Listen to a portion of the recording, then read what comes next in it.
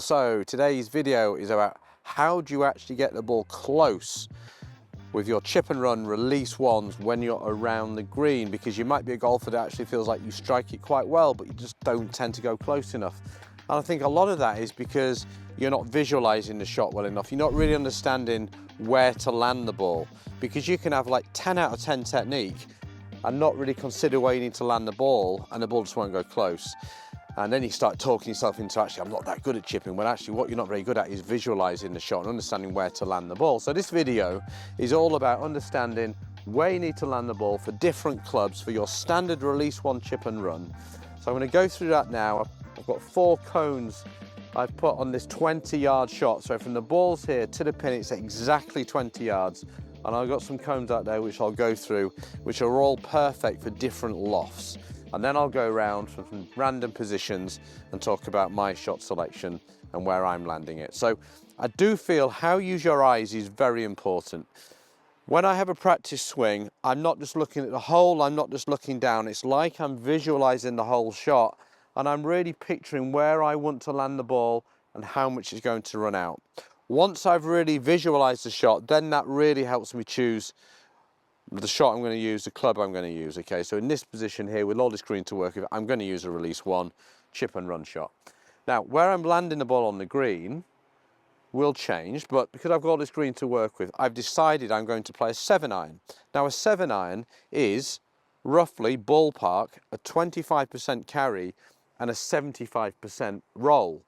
So because this is perfectly 20 yards, you don't have to be a mathematician to work out that 25% of 20 is 5. So that orange cone right there is 5 yards away from me. So this would be great for you to practice. Start to visualize it. 1/4. Walk to the side a little bit when you're playing and say, right, break it into 2, break into 2 again. There's my landing spot. So a 7-iron, assuming a good contact, is going to land 25, run 75 towards that pin.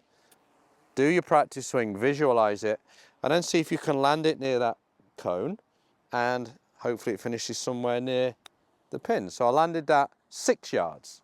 Okay, so I landed just a little bit too far, but actually that's pretty good. And there's a great saying in golf, if you aim small, you miss small. So I only just missed the cone, but I've actually still got it quite close. So I'm really practicing here. I'm not focusing too much on the pin. I'm interested in the pin, don't get me wrong. I'm interested in visually in the pin, but I'm more interested in where I want to land the ball, which is just here. Perfect, that was absolutely bang on the cone that time. And look at that, we've got 2 side by side, okay? And it's amazing when you get into this mentality of really dialing in to where you need to land that ball for the club you've got in your hand. It's an incredibly powerful in terms of getting the ball close to the hole. Okay, so I'll take all 3 of those with the 7-iron. Now, a 9-iron is around about 1/3 carry, 2/3 roll. This is all assuming average green speed. It's not too firm, it's not too soft. There's no slopes. You've got to understand that, and then you have the IQ then adapts. Obviously it's uphill, it's going to come out slower, downhill it's going to come out quicker. But assuming it's level, which this is, a 9-iron is a 1/3 carry. So I've got a blue cone down there at basically 33.3%. You don't have to get accurate, but it's a third of the way. So you'll see now I'm going to use my carry to carry a little bit further towards the blue cone, and then hopefully that will still get to the flag. The reason it's not running as much with a 9 is it has a little bit more flight and a little bit more spin as you go up the lofts, which is useful because sometimes, for example, this fringe may extend a bit further and I can't land it by the orange cone. There's a general rule as well, if you can get the ball on the green sooner, do it, okay? So that's why the 7-iron was a good option there. So we're going for the blue cone now. Release one, chip and run by the blue cone. That was bang on it, look. And then we can see that is running out there towards the hole, pretty good. You can see this one's not running quite as quickly because of the spin that the 9-iron has on it. Wow, hit the last ball, that is impressive. Right, let's see if I can get this up the right side and land it a little bit nearer the cone now with the break this shot has. There we go, brought it round the cones that way, see it breaks in a bit. And that's whole side. Okay, so that's the 9-iron, 1/3 carry, 2/3 roll. Assuming a perfect strike, of course, you have to strike it properly. Now, a gap wedge, a 52 degree for me, is my gap wedge, is a 50% carry, 50% roll. Really easy to work out. We've got a 20-yard shot. We're going to go 10 yards through the air. We're going to let the ball roll out 10 yards. 52 degree now. Chip and run style. Release one. Release one is where the butter grip's on the left hip, by the way. I've got loads of videos out there if you don't know what release one means, if you want to look that up. But you can see how now when I'm using the 52, you can see how the spin isn't so good. So I totally duffed that one, but that's fine. We're focusing on landing spots, not perfect technique. Let's do that again. That was perfect, and it was landed just a few inches short of the yellow cone, and it's a few inches short of the hole. So this is 50% with a 52, chip and run. That was beautifully on it. You can see how that ball is running not very far at all. It's only running out about 10 yards. 52. Now, sometimes we won't have the benefit of the amount of green that we've got for the orange, the blue, or the yellow cone. Sometimes the fringe might extend further, so we need to carry it further.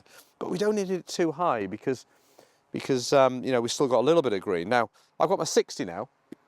I'm going to do a release one with my 60, which is around about a 75% carry, 25% roll. So I'm going to throw this the majority of the way, and hopefully the idea of using a 60 is it'll have more spin, it'll go in low, but it'll have more spin and it'll check up and get close that way as well. So let's do the chip and run now with a 60.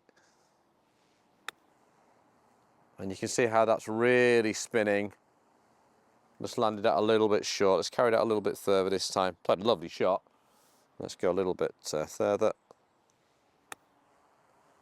There you go, that was right up by the red cone. You can see that's pulling up so quickly because I'm using a 60-degree loft. So hopefully you find this useful in terms of understanding what club to use where.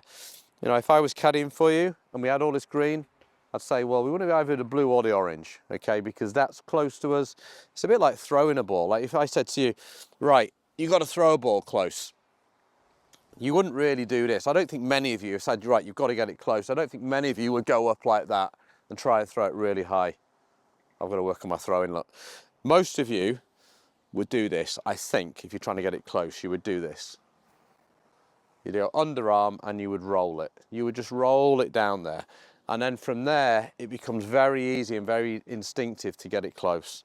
So that's basically like playing a 7-iron. So a simple message, you play it the same way you would throw it. If you're not sure what shot to play, think, right, if I had a ball in my hand, how would I throw it? And I wouldn't necessarily use a 60 here, but sometimes you need to.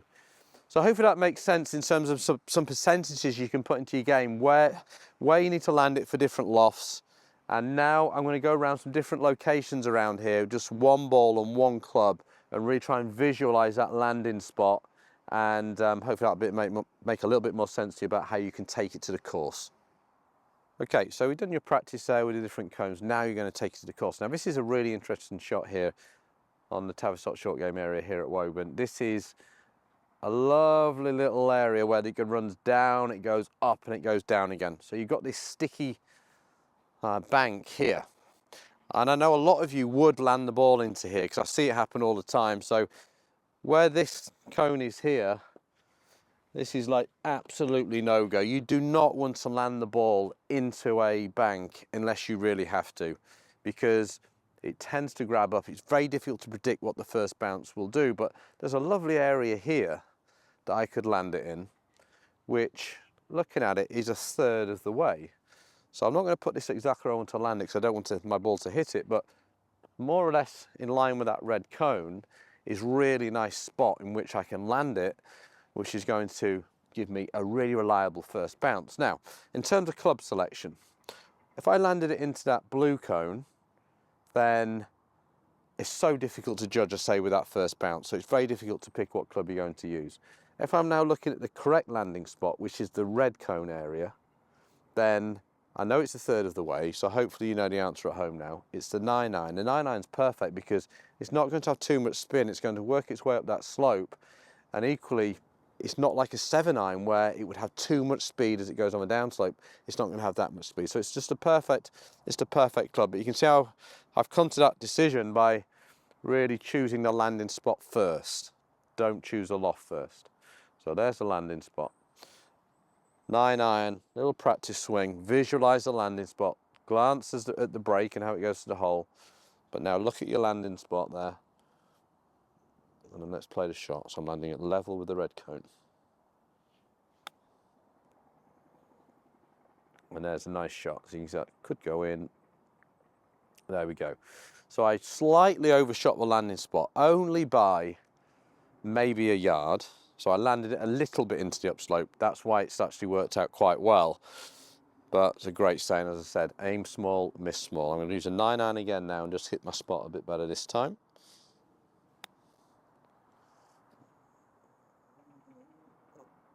And there we go, pretty close again. So you can see how you can really start to visualize and see the shot and make it so much easier. I mean, that is a really difficult shot. If you were to stand here, that is seriously tough. I promise you, the majority of golfers would stand here with a lofty club because they feel I've got to go over it. They would play maybe a reasonable shot, but you can see how that just totally spins. I mean, that's what most golfers would do. It goes nowhere. So you can see the 9-iron was going up there. So let's choose another scenario to help you understand this a bit more. Right, okay, so this is an interesting situation. It's a bit longer, it's about 22 yards here, but you can see there's quite a lot of fringe to go over as well. So this for me right here would be the no-go land area. Why? Because if you come up a yard short, it's in the sticky light, it's not going to run maybe as far as you want to. So this is kind of not a bit of a dangerous area. So I want to be clear of this. So I would say somewhere like here is a good spot to land it because there's a bit of margin for error. You know, I can land that a little bit short and it's not going to be, it's still going to be on the green. So let's have a look at it from the side. So what are we talking? That is actually just under halfway. So halfway is a 52, isn't it? So I'm going to use a 52 degree, okay? Land it, maybe just a nibble past it, but that's pretty good on that blue cone with a 52. Release 1, 52, a little bit of check, but enough to run up that hill. Focus on your landing spot, focus on the cone, glance at the pin, glare at the cone, and play the shot. Okay, just landed it a little bit further than I wanted to. Okay, and so it's gone maybe a yard past the hole, but that's perfect because actually that tells me the landing spot was about right because it's ended up a yard past the hole, carried it by about a yard, so the system is working. So hopefully that makes sense and it's really giving you an insight as to how you can actually get the ball close.